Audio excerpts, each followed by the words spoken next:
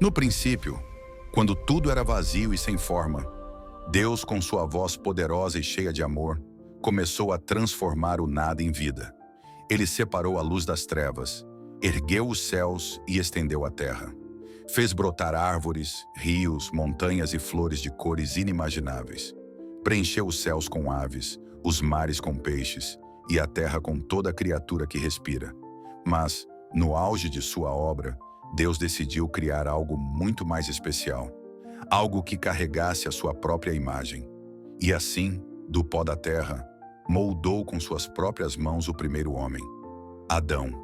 E ao soprar em suas narinas o fôlego da vida, não apenas deu existência, mas selou nele um pedaço de seu amor, de sua essência. Deus não criou Adão para ser um servo ou uma peça da criação. Criou para se relacionar, para compartilhar amor, cuidado e comunhão. O jardim do Éden foi preparado com perfeição. Cada detalhe, cada fruto, cada paisagem era uma expressão do cuidado de Deus. Mas o amor de Deus não parou ali. Vendo que não era bom que o homem estivesse só, formou da costela de Adão a mulher, Eva, e juntos, homem e mulher, foram chamados a refletir o amor, a bondade e a glória do Criador.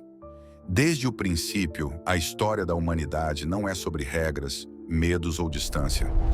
É sobre um Deus que ama, que cuida, que sonha junto com o ser humano. Um Deus que, mesmo sabendo das escolhas futuras, não desistiu de amar, não desistiu de criar e não desistiu de caminhar lado a lado com suas criaturas. O relato da criação não é apenas uma história antiga, é a declaração viva de que você e eu somos fruto de um amor perfeito, intencional e eterno. Você já ouviu falar do dilúvio? Aquela história de uma chuva que não parava, uma arca gigante e um homem chamado Noé. Mas por que Deus permitiu que isso acontecesse? Qual era a verdadeira intenção por trás do dilúvio? A história do dilúvio está registrada no livro de Gênesis. Naquela época, a humanidade havia se afastado completamente de Deus. A maldade se espalhava como uma praga. Violência, injustiça e corrupção dominavam os corações. A criação, que antes refletia harmonia e vida, agora estava mergulhada em destruição e caos.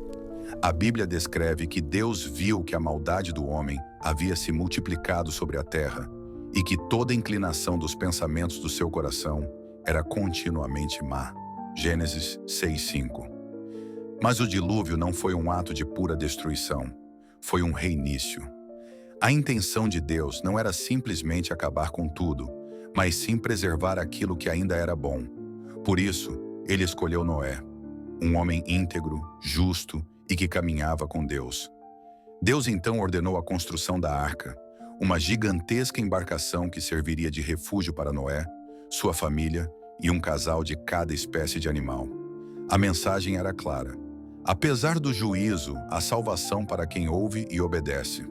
O dilúvio foi, acima de tudo, uma demonstração do quanto Deus leva a sério o mal e a corrupção, mas também uma expressão de sua misericórdia e do desejo de dar à humanidade uma nova chance. Depois que as águas baixaram, Deus fez uma aliança com Noé e, consequentemente, com toda a humanidade. O arco-íris surgiu como símbolo dessa promessa. Nunca mais as águas destruiriam toda a terra. Essa história nos lembra de que, embora Deus seja justo e não tolere o mal, Ele também é amoroso, paciente e oferece caminhos de arrependimento, restauração e esperança. O dilúvio não foi o fim, foi um recomeço. Há milhares de anos, em uma terra chamada Ur dos Caldeus, vivia um homem chamado Abrão. Ele era um homem comum, mas Deus tinha um plano extraordinário para a sua vida. Certa vez, o Senhor falou diretamente a ele: "Sai da tua terra, do meio dos teus parentes e da casa de teu pai, e vai para a terra que eu te mostrarei." Deus prometeu algo grandioso. "Farei de ti uma grande nação. Abençoarei você, tornarei seu nome famoso, e você será uma bênção." Mesmo sem saber para onde exatamente estava indo, Abrão confiou em Deus. Obedeceu, deixou tudo para trás e partiu, guiado apenas pela fé. Ao longo da sua jornada, Deus renovou suas promessas, mudou seu nome para Abraão, que significa pai de muitas nações, e garantiu que, mesmo em sua velhice e na esterilidade de sua esposa Sara, ele teria um filho. E assim aconteceu. Nasceu Isaque, o filho da promessa. De Isaque veio Jacó, que mais tarde se tornou Israel, o pai das 12 tribos. A partir deles, surgiu o povo de Israel, uma nação escolhida para refletir a glória de Deus no mundo. Mas a promessa a Abraão ia além. Deus disse: por meio de você, todas as famílias da terra serão abençoadas. E essa bênção se cumpriu plenamente muitos séculos depois, através de Jesus Cristo, descendente de Abraão, que trouxe salvação para toda a humanidade. Assim, a história de Abraão não é apenas sobre o passado. É uma história de fé, de obediência e de promessas que continuam vivas até hoje.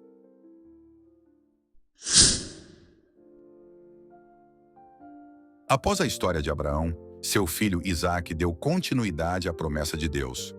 Isaque se casou com Rebeca, e juntos tiveram 2 filhos gêmeos, Esaú e Jacó. Esaú, o primogênito, era caçador e homem do campo, enquanto Jacó era mais calmo, preferindo ficar nas tendas. Desde o ventre, os dois já disputavam, e Deus revelou que o mais velho serviria ao mais novo. Certo dia, Jacó, de forma astuta, comprou o direito de primogenitura de Esaú em troca de um prato de comida. Mais tarde, com a ajuda de sua mãe, Rebeca, enganou seu pai Isaque, que já estava velho e quase cego, para receber a bênção que pertencia ao irmão. Temendo a ira de Esaú, Jacó fugiu para a casa de seu tio Labão. No caminho, teve um sonho marcante. Uma escada que ligava a terra ao céu, com anjos subindo e descendo, e Deus reafirmando a ele a promessa feita a Abraão e Isaque. Jacó viveu muitos anos na casa de Labão, onde se casou com Lia e Raquel, além de ter filhos com suas servas Bila e Zilpa.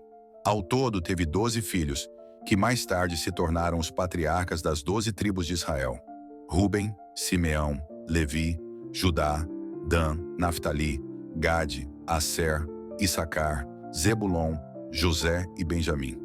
Cada tribo recebeu o nome de um desses filhos e formaram a base do povo de Israel.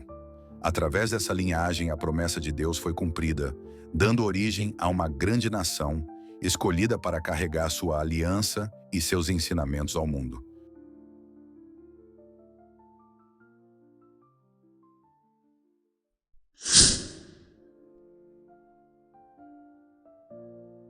Há muitos e muitos anos, numa terra chamada Canaã, vivia um jovem chamado José, filho de Jacó. Desde pequeno, José era diferente. Ele era obediente, temente a Deus e tinha um dom especial, o dom de sonhar e interpretar sonhos. Seu pai o amava profundamente e por isso lhe deu uma túnica colorida, símbolo de carinho e destaque. Mas esse amor gerou inveja em seus irmãos. E quando José começou a contar seus sonhos, onde ele se via sendo honrado por todos, o ódio dos irmãos cresceu ainda mais. Certo dia, enquanto cuidavam do rebanho, os irmãos armaram um plano. Jogaram José em uma cisterna e pouco depois o venderam como escravo a mercadores que iam rumo ao Egito.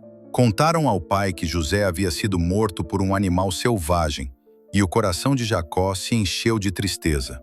No Egito, José foi vendido como escravo, preso injustamente, esquecido, mas nunca abandonado por Deus. Mesmo nos piores momentos, Deus o abençoava. E um dia sua fidelidade foi recompensada. O faraó teve sonhos estranhos e ninguém conseguia explicá-los. José foi chamado. Com sabedoria, ele revelou: viriam 7 anos de fartura, seguidos por 7 anos de fome. Impressionado, o faraó colocou José como governador do Egito, o segundo homem mais poderoso da nação. Quando a fome chegou, a terra de Canaã também foi atingida. Sem saída, os irmãos de José foram ao Egito em busca de alimento, sem saber que o governador era seu próprio irmão. José os reconheceu, e depois de testar seus corações, revelou quem ele era. Em meio às lágrimas, os abraçou e disse: não tenham medo. Foi Deus quem me enviou à frente de vocês para preservar vidas. Ele mandou buscar Jacó, seu pai, e toda a sua família. Assim, cerca de 70 pessoas, filhos, netos, servos e rebanhos, Deixaram Canaã e foram viver no Egito, onde encontraram abrigo e provisão.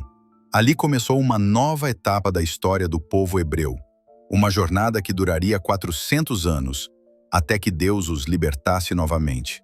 A história de José nos ensina que, mesmo nas dores mais profundas, Deus escreve algo maior.